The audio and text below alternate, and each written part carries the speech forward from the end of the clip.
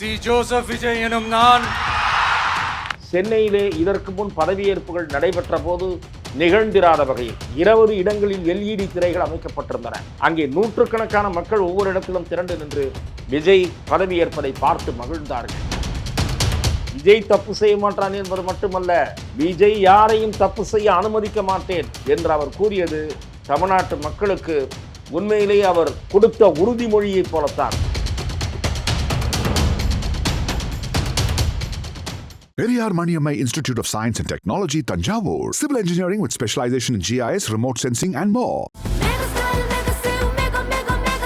The Chennai Silks in Mega Summer Sale. IBC தமிழர்களுக்கு வணக்கம். இன்றைய சிறப்பு நேர்காணலில் நம்மோடு இணைந்திருக்கிறார் மூத்த பத்திரிகையாளர் துக்ளக் ரமேஷ் அவர்கள். வணக்கம் சார். வணக்கம். இன்னைக்கு புதிதாக அரசாங்கம் பதவி ஏற்றிருக்கிறாங்க. கூடவே அமைச்சர் யாரெல்லாம் பதவியேற்றிருக்காங்க அப்படிங்கிறத நம்ம பார்த்தோம். இன்னும் அதிகாரப்பூர்வமாக என்ன இலாக்கா அப்படிங்கிறது நம்மளுக்கு தெரியல. புதிதாக ஜோசப் விஜய் எனும் நான் அப்படின்னு சொல்லி பதவியேற்றிருக்காரு. நேரு உள்நாட்டு அரங்கத்தில் நடைபெற்று முடிஞ்சிருக்கு. எப்படி பார்க்குறீங்க? தமிழ்நாட்டு மக்கள் ஒரு வரலாற்று சிறப்புமிக்க தீர்ப்பை அளித்திருக்கிறார்கள் என்று நான் பார்க்கிறேன். தமிழ்நாட்டில் இருதுருவ அரசியல் தான் நடக்க முடியும், அதுவும் 2 திராவிட இயக்கங்கள் தான் ஆள முடியும் என்று 1967க்கு பிறகு மாறி மாறி இவர்கள் இருவரும் தங்களுக்கு பிடிக்காத கட்சியை குறிப்பிட்டு கொக்கரித்து கொண்டிருந்தார்கள். ஒன்று நாங்கள் இருக்கலாம், இல்லை என்றால் இவர்கள் வரலாம். முதலில் சில வருடங்களுக்கு முன்பு வரை காங்கிரஸ் உள்ளே நுழைய முடியாது, அந்த வாய்ப்பு முடிந்து போய்விட்டது என்று சொன்னார்கள். அதன் பிறகு அகில இந்திய அளவில் பாரதிய ஜனதா கட்சி எழுச்சி பெற்ற பிறகு பாரதிய ஜனதா கட்சி இங்கு காலூன்ற முடியாது என்று குறிப்பிட்டு வந்தார்கள். விஜய் என்கிற அரசியல் சக்தி தமிழக அரசியலில் காலடி எடுத்து வைத்த பிறகு விஜயை அலட்சியப்படுத்துவதாக நினைத்து கொண்டு விஜய்க்கு கூடுகிற கூட்டமெல்லாம் ஓட்டாக மாறாது என்று சர்வ அலட்சியமாக 2 கட்சிகளும் இருமாப்போடு அவரை அலட்சியப்படுத்துவதற்கு முற்பட்டன. ஆனால் தமிழ்நாட்டில் உள்ள 1.25 கோடி வாக்காளர்கள், 35% வாக்காளர்கள் விஜய் தான் ஆட்சிக்கு வர வேண்டும் என்று தேர்ந்தெடுத்திருக்கிறார்கள். அப்படி தேர்ந்தெடுத்த போது இன்னொரு 15 இடங்கள் அவருக்கு கூடுதலாக கிடைத்திருந்தால் யாருடைய தயவையும் நாடி இருக்க வேண்டிய நிலைமை அவருக்கு நேரிட்டிருக்காது. அவருக்கு தனிப்பெரும்பான்மை, அதாவது தனியான சிங்கிள் லார்ஜஸ்ட் பார்ட்டியாக அவருடைய கட்சி எமர்ஜ் ஆனது. ஆனால் 11 இடங்கள் கிட்டத்தட்ட அவர் ராஜினாமா செய்த பிறகு, அதாவது 2 இடங்களில் போட்டியிட்ட அவர் ஒரு இடத்தில் ராஜினாமா செய்ய வேண்டும். அதற்கு பிறகு 11 இடங்கள் தேவை என்கிற நிலையில் 4-5 நாட்கள் தமிழக அரசியலில் என்ன மாற்றம் வருமோ, என்ன நடக்குமோ என்ற ஒரு கவலை தமிழக வெற்றி கழகத்திற்கு மட்டுமல்ல, அரசியல் தெரிந்த விவரம் தெரிந்தவர்கள் மத்தியிலும் மீண்டும் ஒரு தேர்தல், ஜனாதிபதி ஆட்சி, கவர்னர் ஆட்சி என்கிற மாதிரியான சூழ்நிலை உருவாகிவிடுமோ என்ற கவலை பலரிடையே இருந்தது. ஆனால் அப்படிப்பட்ட குழப்ப அரசியல் மீண்டும் விஜய்க்குத்தான் பேராதரவாக திரும்பும் என்பதை சில கட்சிகள் சரியாக புரிந்து கொண்டு தங்களுடைய ஜனநாயக கடமையும் உணர்ந்து தங்களோடு பெருமளவுக்கு ஒத்திசைவாக இருக்கக்கூடிய விஜய் கட்சியை ஆதரிப்பதில் தவறில்லை என்று புரிந்து கொண்டு ஆதரவு கரம் நீட்டுவதற்கு முன்வந்தன. அந்த வகையில் மார்க்சிஸ்ட் கம்யூனிஸ்ட் கட்சி, இந்திய கம்யூனிஸ்ட் கட்சி, இந்திய யூனியன் முஸ்லீம் லீக் ஆகிய 3 கட்சிகளின் முடிவையும் நான் வரவேற்கிறேன், பாராட்டுகிறேன். காங்கிரஸ் கட்சியினுடைய ஆதரவு என்பது கடும் விமர்சனத்தை சந்தித்தது. அதற்கு காரணம், காங்கிரஸ் கட்சி ஆதரவு தருகிற கடிதத்தில் நாங்கள் நாடாளுமன்ற தேர்தலிலும் உள்ளாட்சி தேர்தலிலும் கூட இந்த கூட்டணி தொடரும் என்று அவசரப்பட்டு அறிவித்தார்கள். அவ்வாறு அறிவித்தது நேச்சுரலாக விமர்சனம் எழுவதற்கு வழிவகுக்கத்தான் செய்யும். தேர்தல் முடிவுகள் வெளிவந்து அடுத்த நாளே நீங்கள் கூட்டணி மாறுகிறீர்கள் என்றால் நிச்சயமாக அது சந்தர்ப்பவாதமாகத்தான் பார்க்கப்படும். ஆகவே காங்கிரஸ் கட்சியை பற்றி விமர்சனங்கள் எழுந்தன. ஆனால் என்னை பொறுத்தவரை காங்கிரஸ் கட்சிக்குத்தான் பெரிய இழப்பு. காங்கிரஸ் கட்சி இந்த தேர்தல் நடப்பதற்கு, கூட்டணிகளெல்லாம் பேசப்பட்டதற்கு முன்பாக எடுத்த நிலையில் உறுதியாக இருந்திருந்தால், கூட்டணி ஆட்சியில் இடம் தந்தால்தான் திமுகவுடன் கூட்டணி, இல்லை என்றால் கிடையாது என்கிற முடிவில் உறுதியாக இருந்திருந்தால் தமிழ்நாட்டு தேர்தல் முடிவுகளே மாறியிருக்கும்.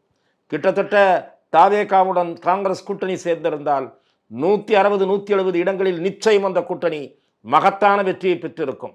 அதன் மூலம் காங்கிரசும் இன்றைக்கு ஆட்சி அமைச்சரவையில் பங்கேற்கக்கூடிய சூழல், எந்த கட்சியின் ஆதரவு கேட்க வேண்டாத சூழல் விஜய்க்கு ஏற்பட்டிருக்கும். ஆனால் அதை கெடுத்தது திரு செல்வ பெருந்தகையும் திரு ப. சிதம்பரமும் தான். ஆகவே தேர்தலுக்கு முன்பாகவே தவேகாவுடன் சேர வேண்டும் என்ற விருப்பம் பெரும்பாலான காங்கிரஸ் நிர்வாகிகளுக்கு இருந்தது. அதுதான் இப்போது நிறைவேறி இருக்கிறது. ஆகவே அந்த வகையில் பார்க்கப்பட்டால் காங்கிரஸ் பெரிய விமர்சனத்திற்கு ஆளாக முடியாது, கட்சிக்காரர்கள் மத்தியில் ஆக முடியாது. எந்த வகையிலும் விஜய் ஒரு நல்ல மாற்றம் என்று நம்பி வாக்களித்திருக்கிறார்கள் மக்கள். இந்த ஜனநாயக தீர்ப்பை சில கட்சிகள் மதித்து ஆதரவளிக்க முன்வந்திருக்கின்றன. மக்களுடைய நம்பிக்கை எதிர்பார்ப்பை நிறைவேற்ற வேண்டிய பெரும் பொறுப்புக்கு விஜய்க்கு இருக்கிறது. அவருக்கு ஒரு மூத்த ஊடகவியலாளராக அவருடைய நல்ல நோக்கங்கள் நிறைவேற, அவருடைய பணி சிறப்பதற்கு என்னுடைய வாழ்த்துக்களை நான் இந்த சமயத்தில் தெரிவித்துக் கொள்கிறேன். விஜய்க்கு மக்கள் மத்தியில் பெரும் எழுச்சி காணப்படுகிறது, ஆதரவு காணப்படுகிறது என்பதை தேர்தல் சமயத்தில் நான் முன்பே கணித்தவன் என்ற முறையிலே அவருடைய வெற்றி எனக்கு மகிழ்ச்சி அளிக்கிறது. இன்னைக்கு அந்த நிகழ்ச்சி தொடங்கும் போது ஆரம்பத்திலே ஒரு பிரச்சனை வந்து செய்திகள்லாம் ஒளிபரப்பானது. வந்தே மாதரம் பாடல், அதுக்கு பின்பாக தேசிய கீதம், அதற்கு பின்பாக தமிழ்தாய் வாழ்த்து. இது வந்து ஒரு விவாத பொருளாக மாறி இருக்கு. தாவேகாவுக்கு ஆதரவு நிலைப்பாடு எடுத்திருக்கக்கூடிய காங்கிரஸ் கட்சியை தவிர மற்ற கட்சிகள்லாம் வந்து கடுமையான கண்டனங்களை வந்து தெரிவிக்கிறாங்க. என்ன எக்ஸாக்டாக வந்து இன்னைக்கு அந்த நிகழ்ச்சியில் நடந்தது, என்ன வந்து தவறாக போயிடுச்சு அப்படின்னு இவங்கெல்லாம் கண்டனம் தெரிவிக்கிறாங்க? அதாவது வெவ்வேறு மாநிலங்களில் முக்கியமான அரசு நிகழ்ச்சிகளில் வந்தே மாதரம் பாடல் பாடப்படுவது என்பது சமீப காலமாக தொடங்கி இருக்கிறது. தமிழ்நாட்டில் இல்லாமல் இருக்கலாம், ஏற்கனவே இருப்பதிலே கூட தமிழ் எடுத்தவுடன் தமிழ்தாய் வாழ்த்து பாட மாட்டார்கள். இவர்கள் பதவி பிரமாண நிகழ்ச்சிக்கு போயிருக்கிறார்களா இல்லையா என்று தெரியவில்லை. பதவி பிரமாண நிகழ்ச்சியில் shorter form of national anthem இசைக்கப்படும், தொடர்ந்து தமிழ்தாய் வாழ்த்து இசைக்கப்படும், திரும்பவும் விழா முடிவில் தேசிய கீதம் இசைக்கப்படும். இப்போது மத்திய அரசும் சரி, மாநில அரசுகள் சிலவற்றிலும் சரி, வந்தே மாதரம் நிகழ்ச்சி தொடக்க பாடலாக பாடப்படுகிறது.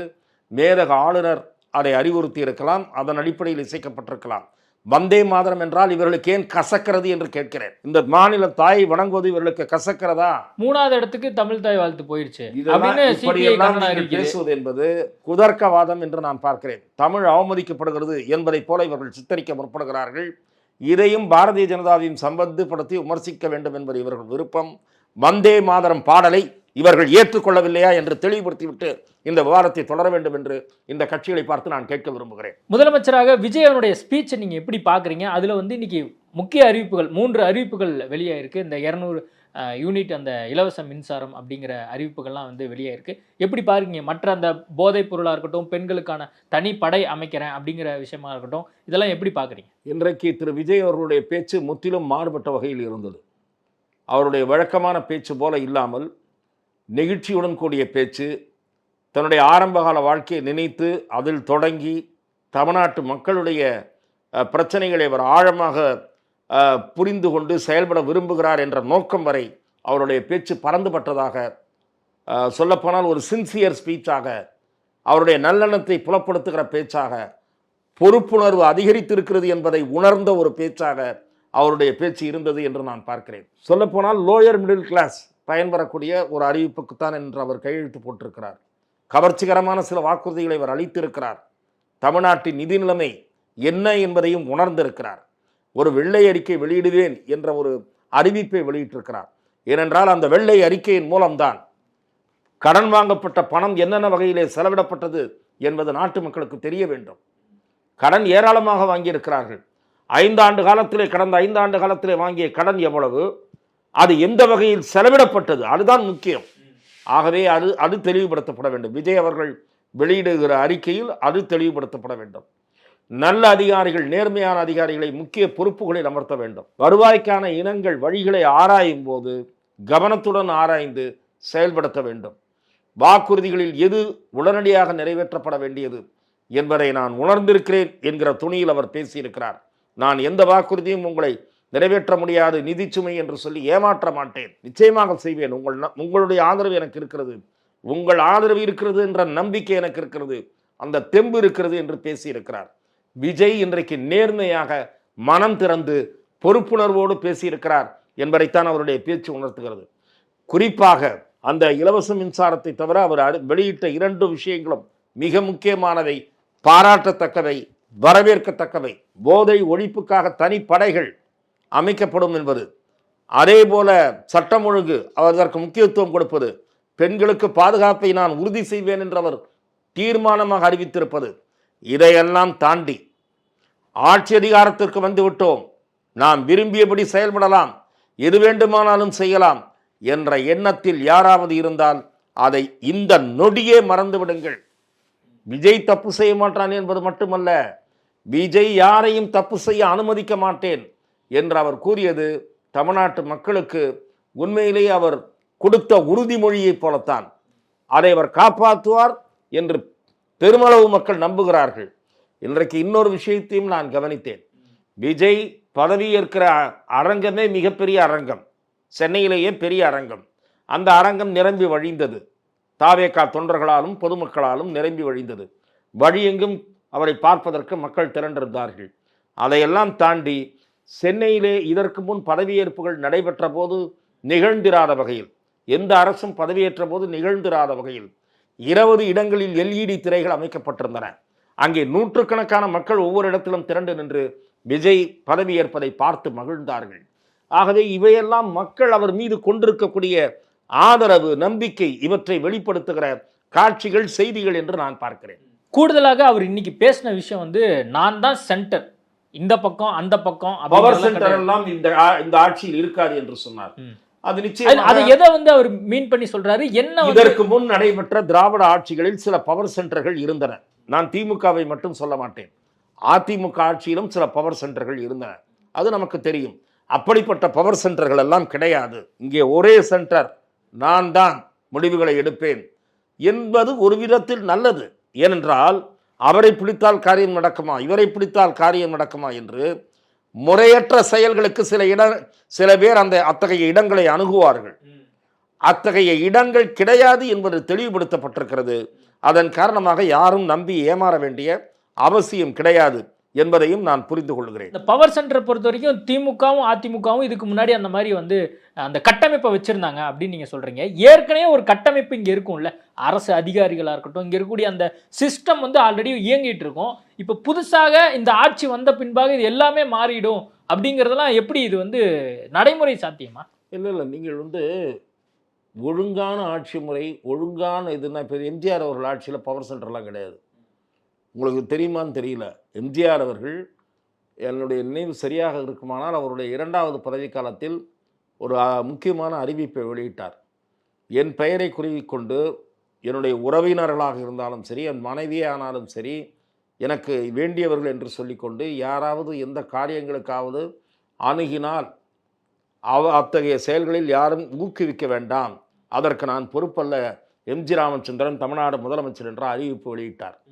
ஆகவே அதன் பிறகு என்ன ஆயிற்று என்றால், மாறி மாறி வந்த ஆட்சிகளில் சில அதிகாரிகள், 1-2 உறவினர்கள், 1-2 உள்வட்டத்தைச் சேர்ந்தவர்கள், இவர்கள் ஒரு கொட்டேரியாக உருவானார்கள். நான் குறிப்பிடுவதற்கு உண்மையிலே வருத்தப்படுகிறேன். திரு மு.க. ஸ்டாலின் ஆட்சியிலும் ஒரு உள்வட்டம் இருந்தது.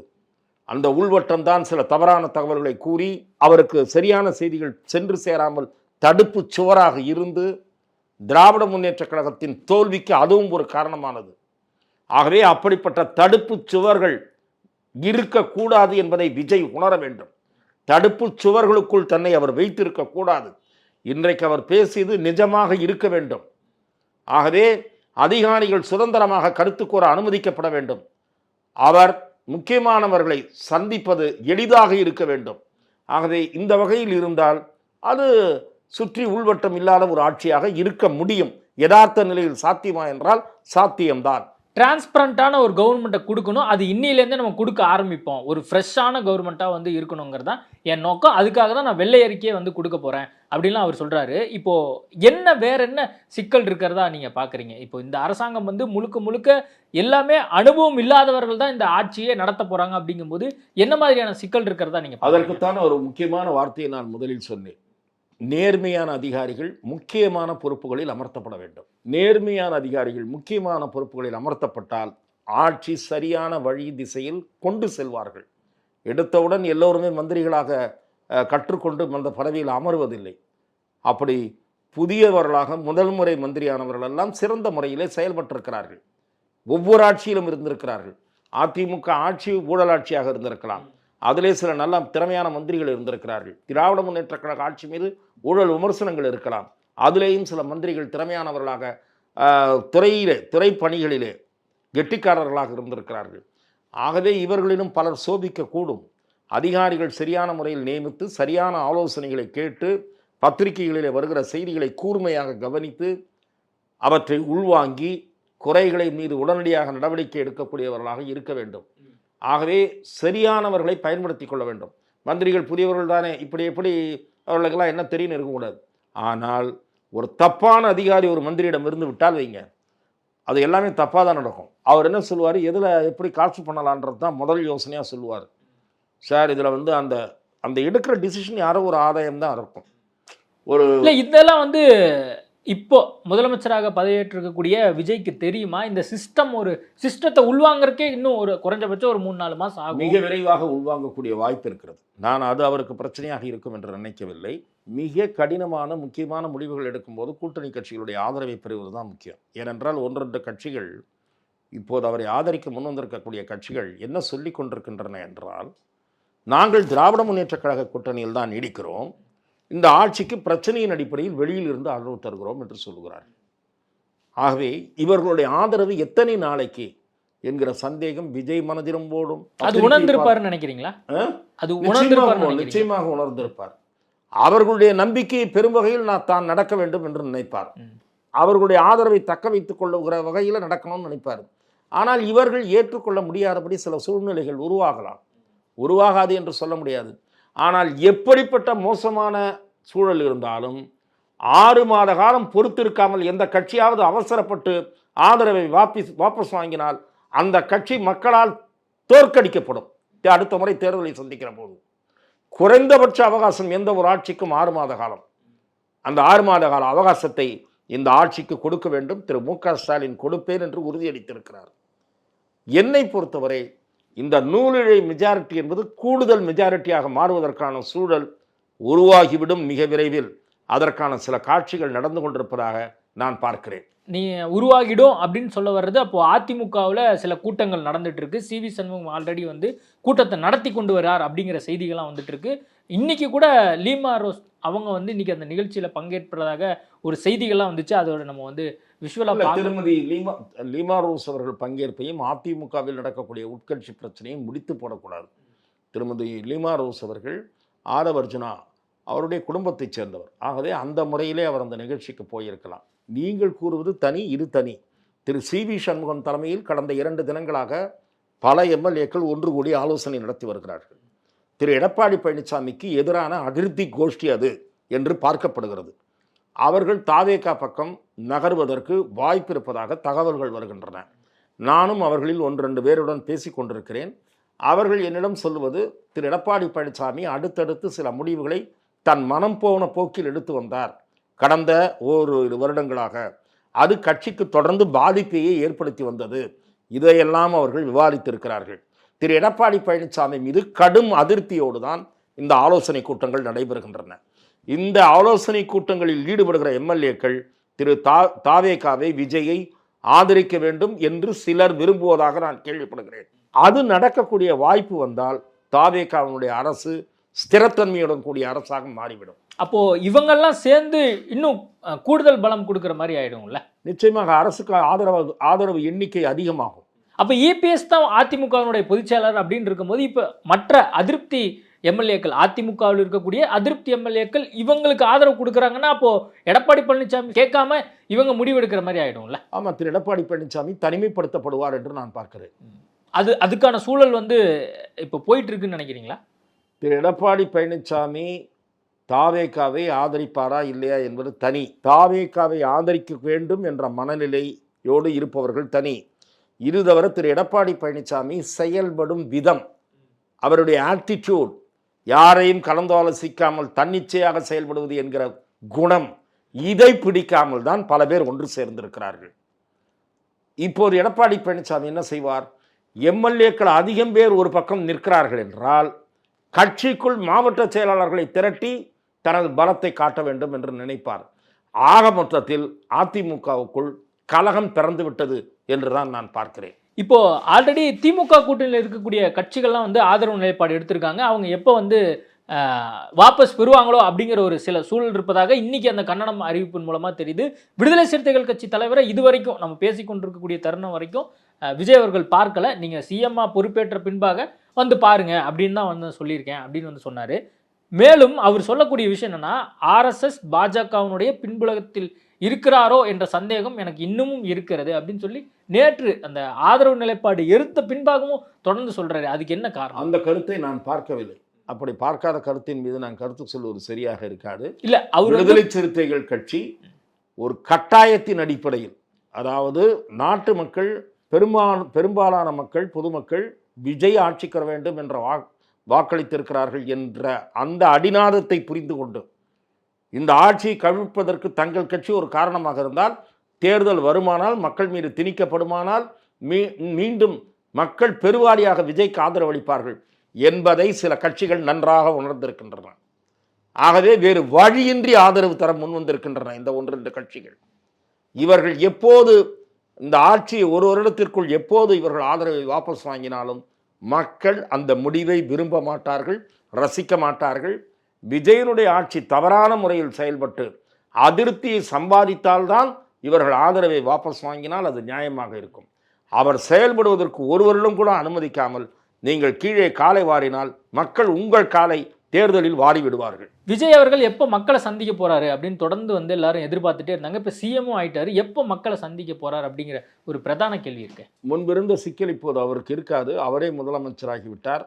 ஆகவே குறிப்பிட்ட சில முக்கியமான நகரங்களில் நன்றி தெரிவிக்கிற கூட்டங்களில் உரிய பாதுகாப்பு ஏற்பாடுகளோடு அவரால் கலந்து கொள்ள முடியும். ஏனென்றால் இப்போது முதலமைச்சராக இருக்கிறார். அதற்கான ஏற்பாடுகளே தனி. அதுவும் அவருடைய அரசாங்கம், மாற்றுக் கட்சியின் அரசாங்கம் அல்ல. ஆகவே மக்களை சந்திக்க அவர் புறப்படுவது சரியாக இருக்கும். உடனடியாக அல்ல, ஒரு மாதம் கழித்து. ஏனென்றால் இப்போது நிர்வாகத்தை கவனிக்க வேண்டும், மக்களை அவர் சந்திக்க வேண்டும், சந்திப்பார் என்று நான் நம்புகிறேன். அவருடைய அணுகுமுறை எதிர்கட்சியும் மற்ற கட்சியிலும் எப்படி இனிமேல் அணுக போறார் அப்படி அதை நாம் பொறுத்திருந்து தான் பார்க்க வேண்டும். சட்டமன்றத்தை சந்திப்பதே ஒரு சவாலான பணி, சட்டமன்றத்தை எதிர்கொள்வதே. ஏனென்றால் 2 எதிர்க்கட்சிகள் இருக்கின்றன, முக்கியமான கட்சிகள். ஒரு கட்சியிலே சலசலப்பு இருந்தாலும் இன்னொரு கட்சி பழுத்த அனுபவம் கொண்ட கட்சி, திராவிட முன்னேற்றக் கழகம். சட்டமன்றத்தில் முக்கியமான பிரச்சனைகளில் விவாதங்களை கூர்மையாக கவனிக்க வேண்டும், சாமர்த்தியமாக பதிலளிக்க வேண்டும், நிர்வாகத்தை புரிந்து கொள்ள வேண்டும். இவை அனைத்தையும் விரைவாக செய்ய வேண்டும். ஏனென்றால் முழுமையான பட்ஜெட் சென்ற ஆட்சியால் போடப்படவில்லை, முழுமையான பட்ஜெட் போடப்பட வேண்டும். ஆகவே இதையெல்லாம் நாம் பொறுத்திருந்து பார்க்க வேண்டும். ஓகே சார், நிறைய விஷயங்கள் குறித்து பேசியிருக்கோம். நேர்காணல் கொடுத்ததுக்கு மிக்க நன்றி. வாய்ப்புக்கு நன்றி. Periyar Maniammai Institute of Science and Technology, Tanjavur. Civil engineering with specialization in GIS, remote sensing and more. The Chennai Silks in Mega Summer Sale.